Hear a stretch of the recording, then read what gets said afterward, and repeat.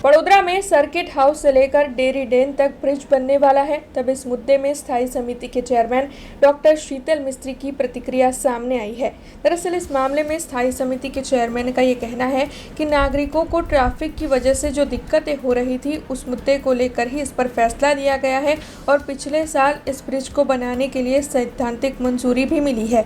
अलकापुरी गरनाले में पानी भर जाता है, जिसकी वजह से वहां पर डबल ट्रैक ब्रिज बनाने का आयोजन है। तब इस मामले में रेलवे के साथ बातचीत चल रही है। उसी के साथ काला घोड़ा ब्रिज भी पुराना हो गया है, उसे भी नया बनाया जाने वाला है, जिससे कि ट्रैफिक का जो भारण है वो कम हो सके। तब इस मुद्दे को लेकर स्थायी समिति के चेयरमैन डॉक्टर शीतल मिस्त्री ने क्या क्या कहा है, आइए सुनते हैं। वडोदरा शहर में रेलवे लाइन ने वडोदरा शहर बे भाग में वेचायेलुं छे, पूर्व और पश्चिम। खास करीने बात करिए तो वडोदराना नागरिकों सुचारू ट्राफिक संचालन थाय ए माटे अकोटा दांडिया बजार ब्रिज बनाव्यो, जेतलपुर ब्रिज बनाव्यो।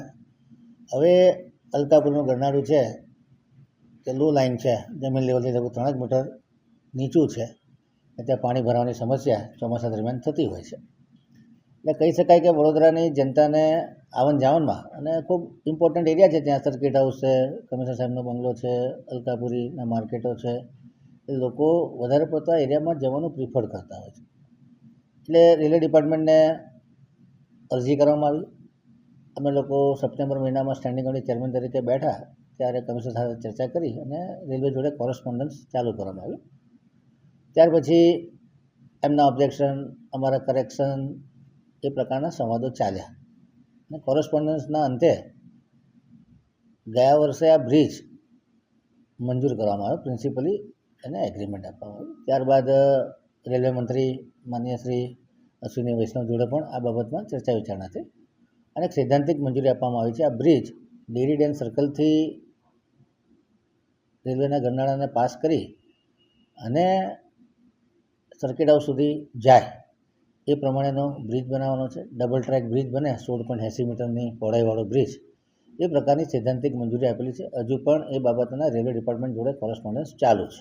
આ બાબતની ચર્ચા વિચારણા કરી રહી છે કે કાલા ઘોડા પણ 1950 લગભગ 75 વર્ષ જૂનો બ્રિજ છે અને ત્યાં પણ વિસર્જન નદી પર બોટલનેક થાય છે। તો આ બ્રિજને પણ જર્જરિત છે, જૂનો છે, તો નવીન બનાવવામાં આવે અને જેલ રોડ અને આરાધના ટોકીઝ પાસેથી ટ્રાફિક સીધો આ બ્રિજ પર ચડે અને આ બ્રિજ જોડે મર્જ કરવામાં આવે અને ફતેગંજ બાજુ જતો લો હાઇટનો બીજો બ્રિજ બનાવવામાં આવે, એ પ્રકારના આયોજન પણ થઈ રહ્યા છે।